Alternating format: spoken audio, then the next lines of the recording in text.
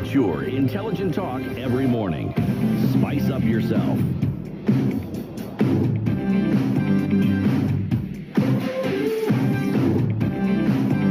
Mornings done right. 94.4 Spice FM, Nairobi. It's 8 minutes after 7 o'clock, and here we are in the Situation Room this morning, getting into our conversation for this hour. And thank you for being here. The Senator Republic of Kenya for the county of Nairobi is Edwin Sifuna, and he's in the hot seat this morning. Good morning, and let the greeting be welcome home. Asante sana, I'm happy to be home. You know, the lawyers say that kwa nakubi kulino mwene, that even a bad child has their owners. So I found myself in a very interesting situation. You know how these media interviews are arranged. They are planned over time. And so this local radio station has been looking for me for months, man. And I've been telling them, just allow me to schedule things. Once my schedule clears, I'll be with you. Yeah. And I confirm for today, actually, to be with them. And they call me and tell me that there are unavoidable circumstances that cannot allow them to host me there. But fortunately, you guys are here. You are my friends. Yes. You know, we have more radio stations than political parties in Kenya. Ukinifukuza kwa moja, nitatokelezea ingine. And I want to thank you for very quickly stepping in, because there are conversations that have to be had. Indeed. And I am sure the irony is not lost on Kenyans that, you know, there was a time in this country when we used to have only one media house. And it was during the Kanu days, you know. So who knew that we would find refuge as people who believe in democracy in a media station owned by an actual Kanu orphan? So shout out to my chairman, Gidi. Asante sana. It's the biggest irony of today. It's interesting how things play out. Yes. For sure. Karibu sana anyway. Asante. Thank you for coming this morning. Asante sana. I'm happy to be here. Thank you. We're going to get into quite some things, but you know how we do it. Yes. Dennis is in a different country. Where is he, by the way? Okay. I've actually missed him. Yeah, Equatorial Guinea, I'm here. Oh. Yes. Niambie. To Equatorial Guinea. They've had a president for 47 years. Yes. Yeah. But let's go to the proverb. The moon does not fight the darkness. It simply shines. Correct. How would you interpret it? Oh, I remember the story that Babu told. You know, they've been trying all sorts of ways to sow division and try and separate the Linda Mwananchi team. And I remember he was asked that question about me and him. You know, people don't know the backstories and the histories that we have. And I remember him saying that the sun and the moon do what the sun and the moon do. Yeah. In fact, they don't take anything from each other. Yeah. Yeah. So that proverb or the saying is, the moon just does its job. You know. It just shines. Yeah. So I think that's all I'm going to say about it. Indeed. Yeah. Makes Staying sense. consistent, eh? Asante sana. Asante. Let's do some housekeeping just to get some understanding. First of all, before we get into things, are you the ODM Secretary General? Oh, I should have started by saying that I am the Sifuna, SG of ODM, Senator Nairobi, and the Deputy Whip of the minority in the Senate. Okay. Just for clarity's sake. Yeah. But no, you understand that that matter is live under the litigation of the courts. We are expecting a judgment actually on the 5th because certain decisions were taken by the party's National Executive Committee that I thought were unprocedural. And we moved the Political Parties Disputes Tribunal.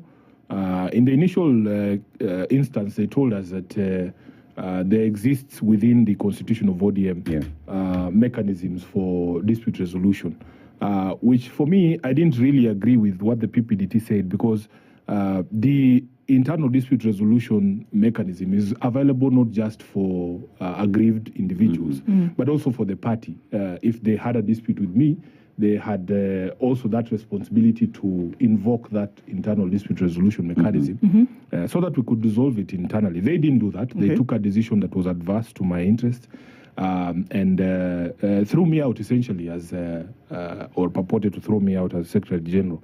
So the PPDT in the initial instance, they told us that you guys go and try arbitration. So we write to the party and tell them we are invoking the arbitration clause, and they reject arbitration.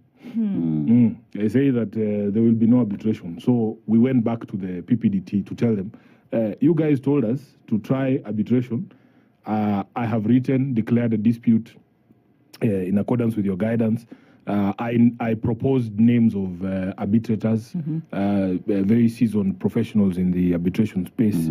What the Constitution requires is you agree on who the arbitrators are going to be. Yeah. So I proposed 3 names. They were supposed to propose names, and then we agree, let's have these 3 arbitrate the dispute. They rejected that. So I had no option but to go back to the PPDT. So as it stands today, Sifuna is still the SG of ODM. Okay. And I want to explain something, that I have said repeatedly that none of these positions are anybody's birthright. Right. I have said that I don't have to be SG of ODM. In fact, it has been the honor of my life that I got to be Raila's last SG. And I served him faithfully for 8 years. This is my 9th year as SG of ODM. I have been supported greatly from all across the country by members of ODM because you need their support to be able to do this job. And there's stories I have for days. I don't know if you have the time. One of the stories that I don't believe I have told is that I have said publicly, I don't have to be SG, but you have to follow the constitution of ODM to replace an SG. Yes. You have heard us calling for a national delegates convention where you can run whoever you want to run against Sifuna, and let the members of ODM decide that we are tired with Sifuna and we want somebody else to do the job. But they have not done that, and we continue to insist as Linda Mwananchi that what we want is a leadership that has a mandate of the membership of ODM, that has a legitimacy. So let's have an NDC where all our positions are subjected to competition. I have no problem.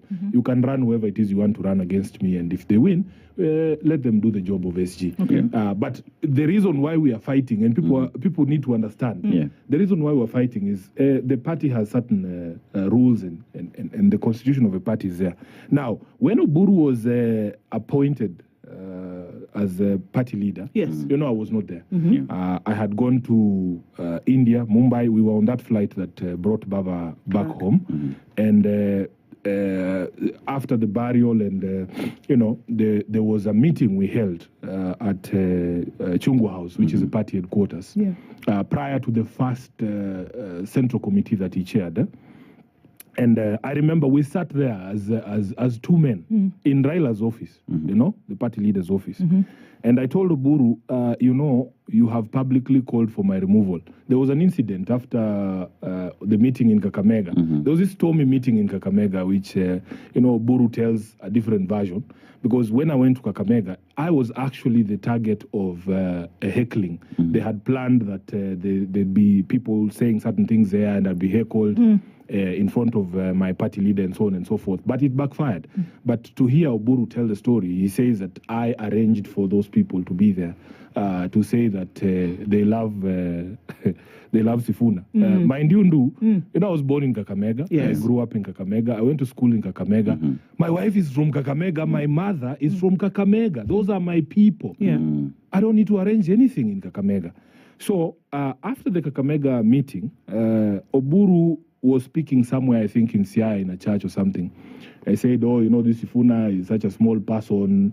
If we wanted today, we would kick him out. Right. So that is the context in which we are having this conversation at Chungwa House. And I tell him, Senior, I have a lot of respect for you. You have publicly expressed opinions that suggest that you're not very comfortable with me being in this position.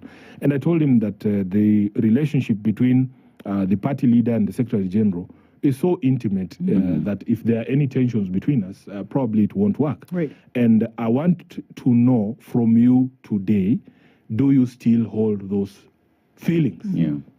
And Oburu says, no, first of all, I was upset with what happened in Kakamega. I thought that the people who spoke were a bit disrespectful to Raila. They were not my people. I'm not the one who told them to say those things, you know.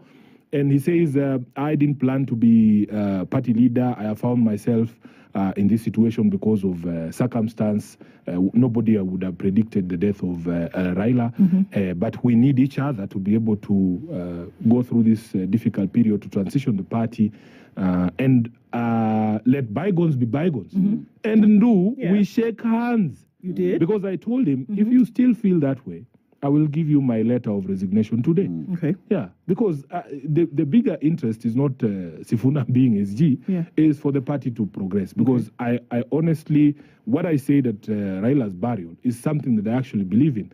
That I believe that ODM is one of Raila's biggest legacies as a person who believed in multi-party democracy, as a person who actually fought for multi-party democracies. He believed that political parties need to be strengthened. They need to be perpetual. Like he said it himself, that the party needs to survive all of us. Yeah. You know? So I meant it, you know? So it's not about Sifuna.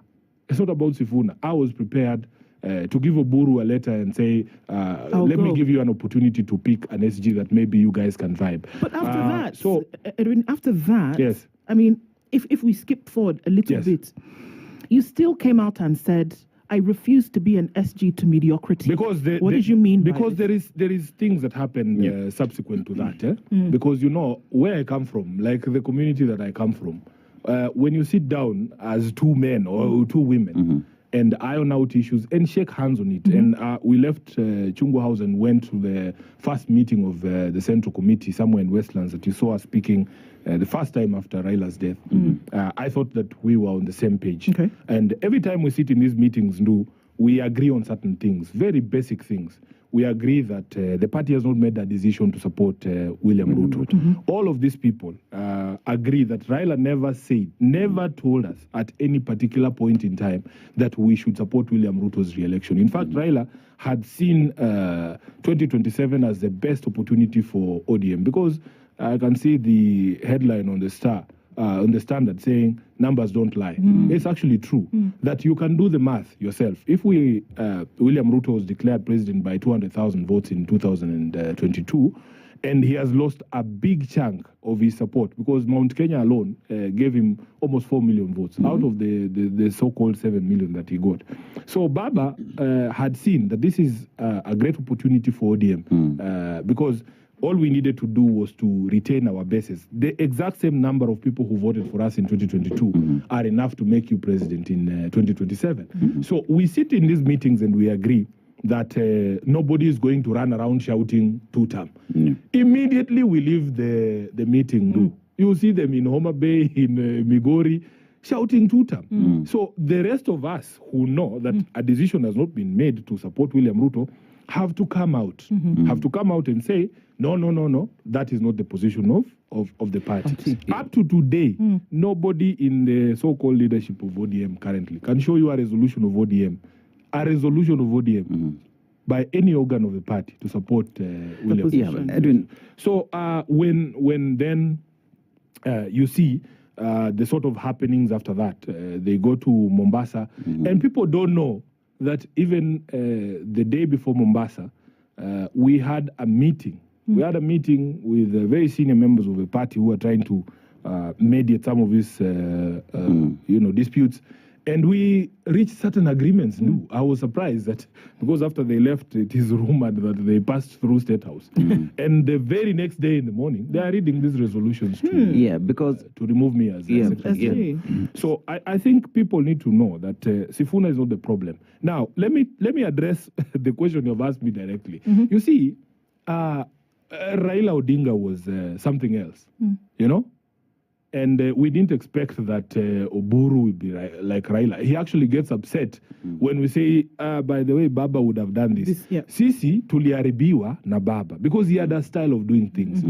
Baba used to consult widely.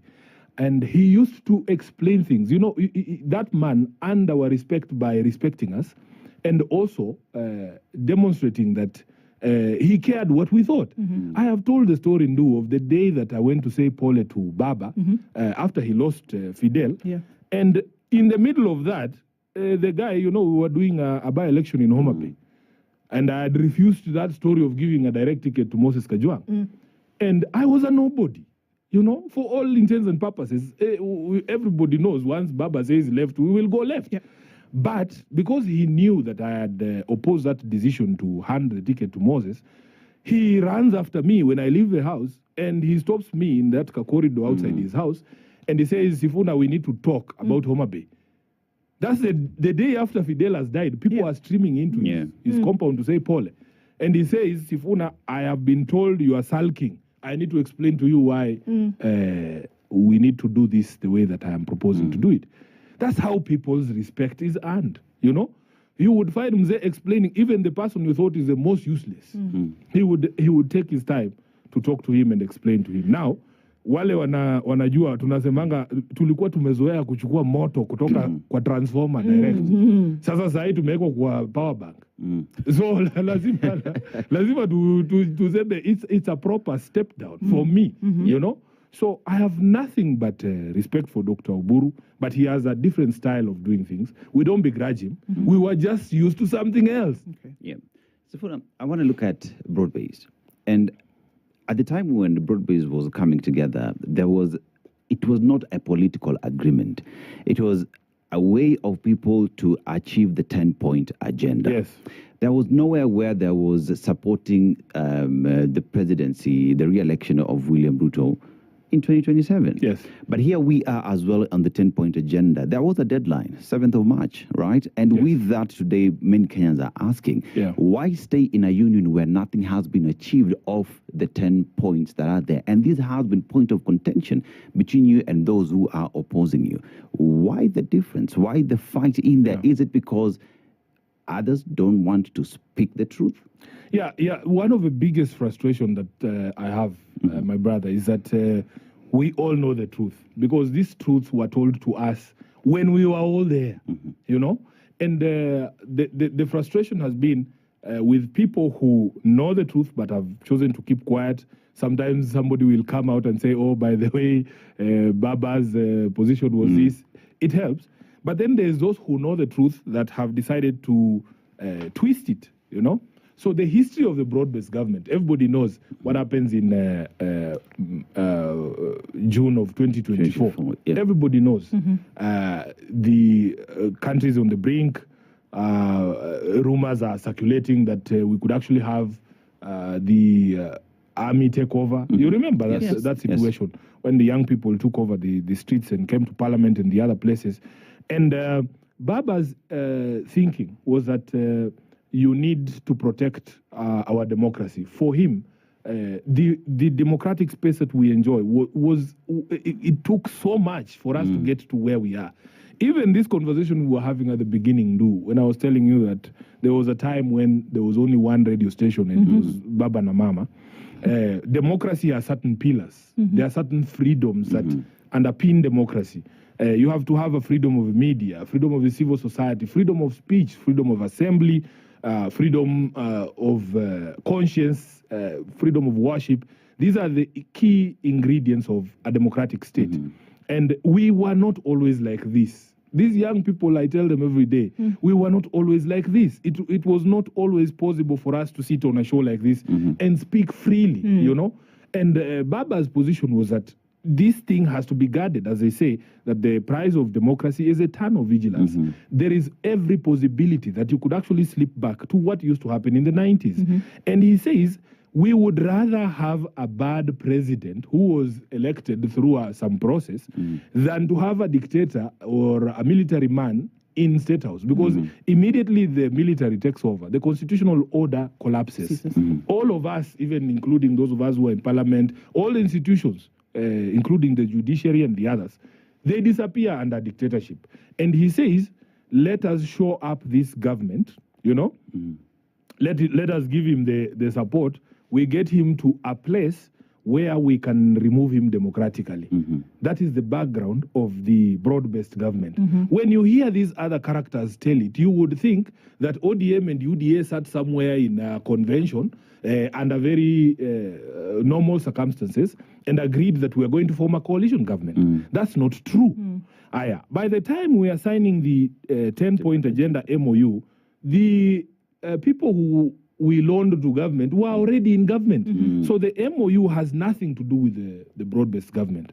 And, you know, these days nobody discusses the MOU because even they themselves, they were denying that we had an expiry date for that MOU. It was the 7th of March. Now, Brian, they go to... Dennis, sorry.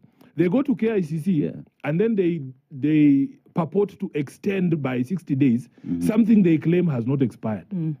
Why are you extending it if there is no expiry date? You know?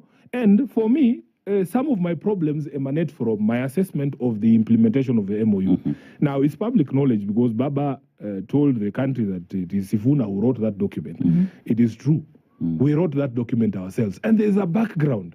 You know, when Raila came from the AU race, they flew him direct to Mombasa. And when he arrives at Mombasa State House, he finds that they had prepared a document. Actually, it was more or less a coalition agreement with UDA. And Baba says, there's no way I can sign this document. His style was, first speak to my people. Yeah. And you see him embarking on these consultations across the country, talking to people. And Mzee used to know even when people were patronizing him. He comes back from the initial consultations were in the coast. He comes back from those consultations and in front of all of us as leaders of ODM, you know, I saw Caleb Amisi, my brother, doing a radio interview with a Bible in his hand. I think that thing should be standard now. Everybody should hold a Bible and tell the truth. You know? So Baba comes back from those consultations at the coast and he says, he can tell when people are afraid to you know, to annoy him or to disappoint him. He can tell people who are being patronizing. He can tell people who are afraid to tell him what they actually feel. So he says out of Kilifi, Mombasa, and Kwale, the only people who told him what they actually felt about that proposal to do an MOU with UDA are the people of Kwale. Okay. Yes. He says they are psychophans in Mombasa. He said it himself in front of people. Now, it's not the people of Mombasa. It's the leadership in Mombasa that have decided to be psychophans. Ati baba we kile ambacho utaamua sisi tutafanya tu. Kwa sababu, you know, as a leader, you also depend on people to shape you sharpen your ideas, to bounce off ideas. You cannot just have people who say, oh, Sifuna akisema left, tunaenda left. You know? So, the 10-point agenda, there is that conversation. And then, we have a central committee meeting at night in Kisumu, the day before we did the Jamboree in Busia. You know?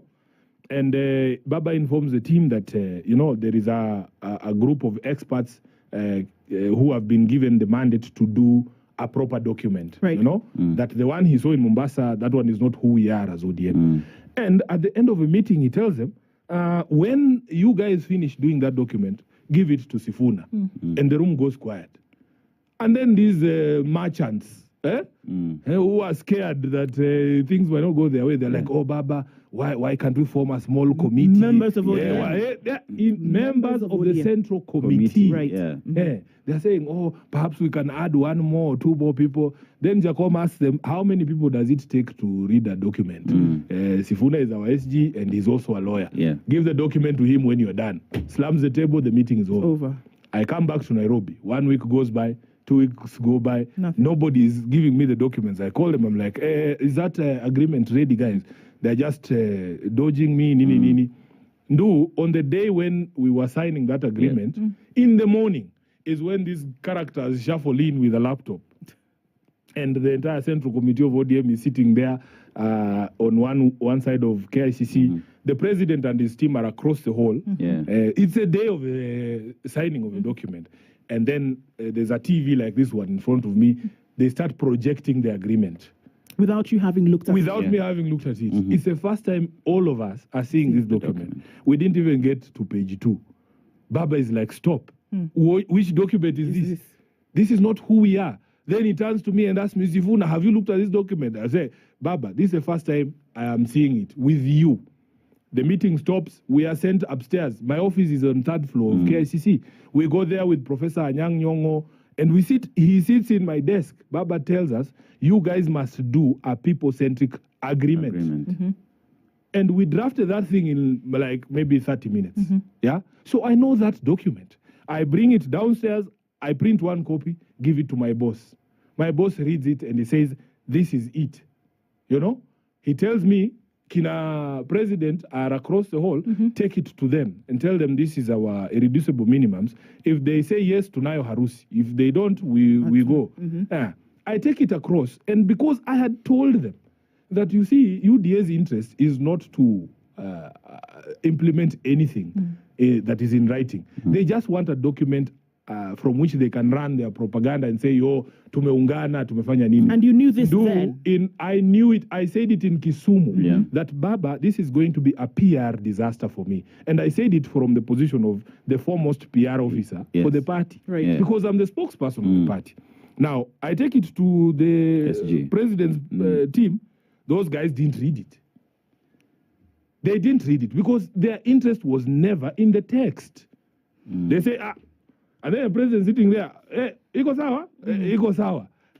So even when I go back to the room where my boss is, they are shocked that it took me less than 5 minutes.